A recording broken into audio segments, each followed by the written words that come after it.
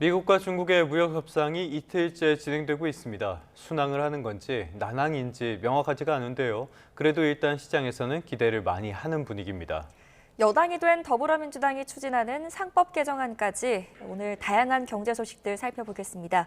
스타트 경제, 오늘은 최상미 이화여대 경영학부 교수와 함께합니다. 어서 오십시오. 어서 오십시오, 교수님.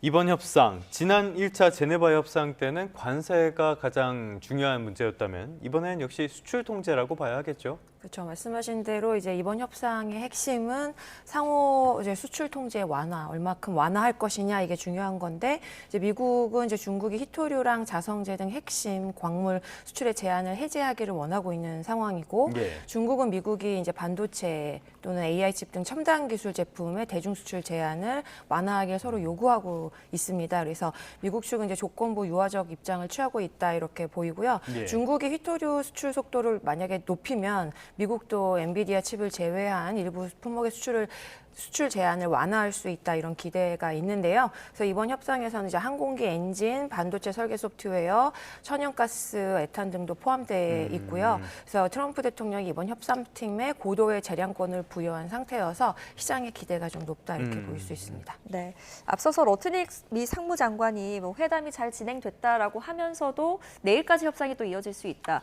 첫날에도 6시간 정도 회의가 이어졌고 오늘도 굉장히 장시간 회의가 이어지고 있는데 좀 쉽지가 않은가 봐요. 네, 말씀하신 대로 이제 가시적인 합의가 도출되지 않은 상황이고 지금까지는 그 다음에 둘째 날에도 협상이 지속됐지만은 양국 모두 협상이 쉽지 않다라는 이런 태도를 보였다고 합니다. 그래서 미국 국가경제위원회 NEC 위원장이 중국이 희토류 수출 확대에 만약에 나설 경우 미국도 수출 규제를 일부 완화할 수 있다라고 언급을 한 상태지만 실제로 어떤 품목인지 또 범위에는 사실 이제 이견이 존재하고 여전하고 이제 있다고 보여지고요. 그다음에 파이낸셜 타임스 같은 이제 외신들이 이번 협상을 관리 가능한 완화, 즉 부분 합의 가능성으로 이제 평가를 하고 있습니다. 그래서 근본적 해결까지는 시간이 좀 더 필요하다 이렇게 보이고 있습니다.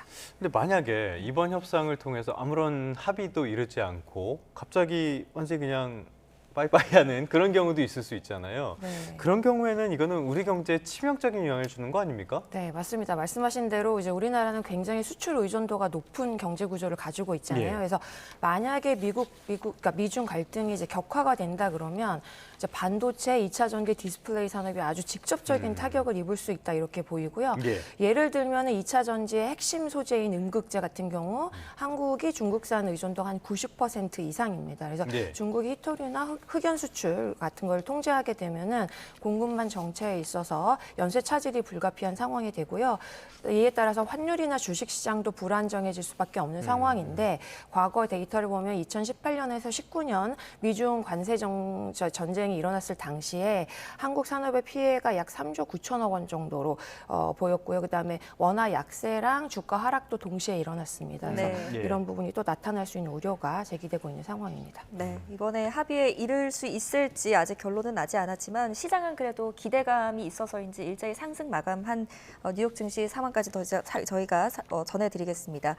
이런 가운데 트럼프 행정부의 관세 전쟁 영향 때문인지 세계은행이 올해 전 세계 경제 성장률을 하향 조정했다고 하는데 얼마나 낮춘 거고 이게 또 어느 정도 수준입니까? 보면은 이제 2025년 세계 경제 성장률 전망을 2.7% 기존에 근데 2.3%로 하향 조정했거든요.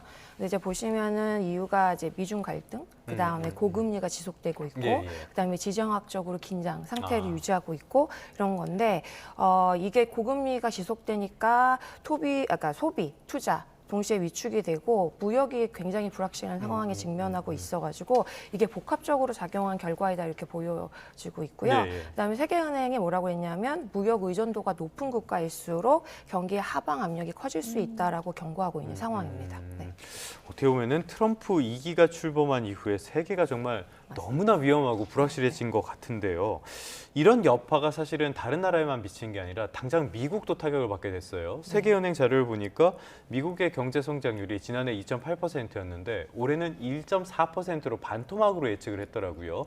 이건 결국엔 화살이 미국으로도 간다는 걸로 봐야겠죠? 그렇죠. 이제 말씀하신 대로 이제 0.9%포인트 하락했는데 이게 사실상 반토막 수준이다. 이렇게 분석이 되고 있고 배경을 보면은 관세 정책 변화 이게 굉장히 크게 피고 있고 금리가 고착화되어 있고 국제 무역 환경이 불확실하다라는 복합 요인이 작용하고 있다고 보이는데 이게 이제 최근 중국산 제품에 대해서 145%의 관세를 부과하겠다고 트럼프가 얘기를 했고 예. 근데 일부 품목에 한해서 또 30%로 낮췄잖아요. 굉장히 불확실한 거고 EU 제품에서도 50% 관세 부과할 거라고 이제 했지만 계획을 이제 보류한 상황이지만 이제 무역 상대국들이 관세 보복을 할 수 있는 가능성도 자극하고 있고요. 예. 그래서 이게 세계은행이 이번 전망률을 5월 말 기준 관세율을 유지했을 때 이렇다라고 이제 작성을 한 거거든요. 그래서 향후 관세 전쟁이 격화된다 그러면 미국 경제의 하방 리스크가 더 커질 수 있다 이렇게 볼 수 있습니다. 네. 네. 자, 다음 주제로 넘어가서요. 상법 개정안 이야기 좀 해보겠습니다. 최근 굉장히 뜨거운 화두로 떠오르고 있는데 이 3%룰 이야기가 나오더라고요. 일단 이 3%룰이 어떤 걸 의미하는지 설명을 해주시죠. 이게 이제 상법 개정안 중에서 가장 논란이 큰 조항으로 꼽히고 있습니다. 예, 예. 그래서 감사위원, 이제 감사할 수 있는 이제 위원을 선임할 때 최대 주주의 의결권을 3%로 제한한다 이런 조항인데요. 이게 뭐냐면 아무리 뭐 30%나 60%를 가진 최대 주주가 여기 투표나 의결에 참여한다 하더라도 의결권 자체를 3% 가진 주주와 동일하게 대우한다 이런 뜻입니다. 예. 네.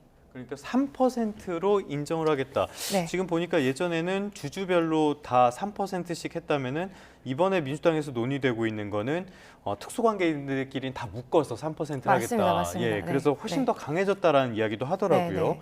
원래 민주당에서는 이거를 내일 처리하겠다라고 이야기를 했었다가 일단은 약간은 늦춰놓은 상태인 것 같아요. 네. 이 3%룰 그리고 전반적인 상법 개정안 이 내용에 대해서 교수님은 어떻게 평가하십니까? 그러니까 우선 재개 우려를 먼저 분석을 해보자면 예. 첫 번째 이제 경영권 안정성이 굉장히 훼손될 수 있다 이런 문제를 제기하고 있거든요. 특히 이제 말씀하신 3% 룰하고 집중 투표제가 있습니다. 그래서 예. 이 두 가지가 장기 투자자보다는 굉장히 단기 수익을 노리는 외국계 자본에게 유리할 수 있다라고 이렇게 지적을 하고 있는데요. 집중 투표제는 뭡니까? 네, 이게 이제 말씀하신 대로 그러니까 지분 첫 번째 말한 건 지분율과 지배권의 비례성을 약화시키는 거고요. 예. 두 번째는 이제 소수 지분을 보유한 이제 외국계 기관의 행동주의 펀드가 다수의 중소주주랑 연합하거나 위임을 받아가지고 대주주의 영향력을 압도할 수 있는 구조를 만들 수 있다는 점에 있어가지고 굉장히 이제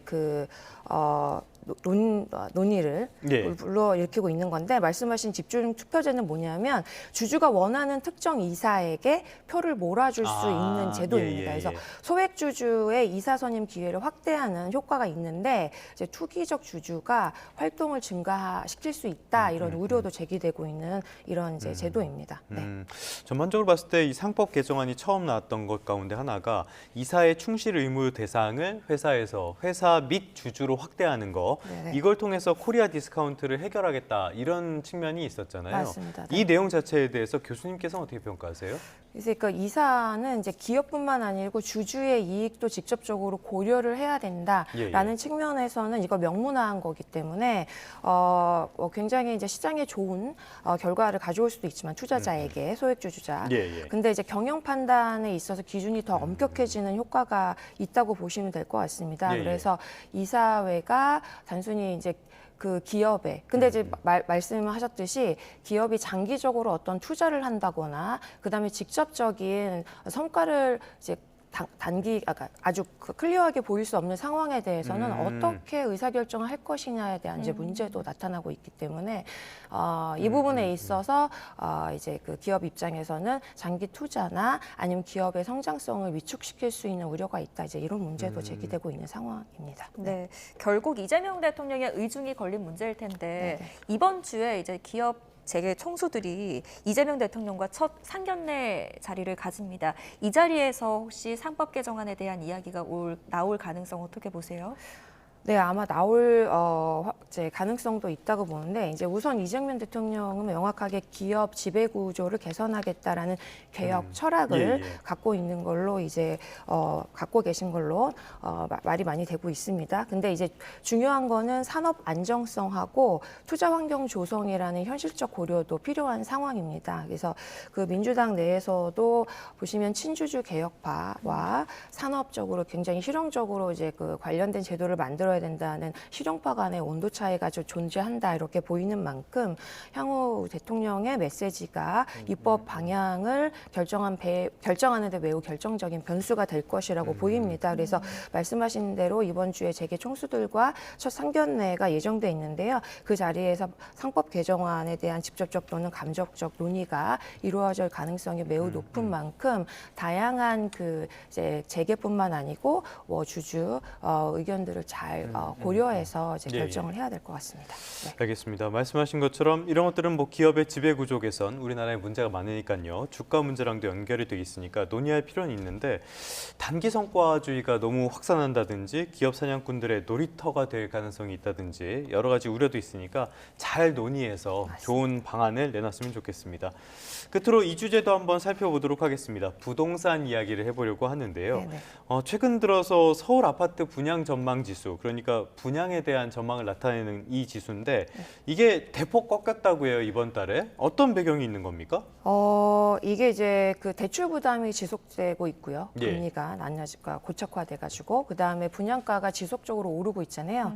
그 다음에 7월에 이제 시행 예정인 스트레스 DSR 3단계 규제 때문에 여기에 대한 우려 때문에 이제 분양 정만 지수 보시면은 122.2에서 3.7로 급락했습니다. 네. 그래서 서울 같은 경우는 규제 강도가 더 높으니까요. 서울권에서만 한 1.5% 추가 가산 이제 이자가 적용되잖아요. DSR 네네네. 3단계에 되면 그래서 실수요자 대출 한도가 매우 줄어든 부분이 매우 큰 영향을 미쳤다 이렇게 보여집니다. 네. 때문에 이 스트레스 DSR 3단계를 유예하자 이런 목소리도 나오고 있는데 어떻게 생각하세요?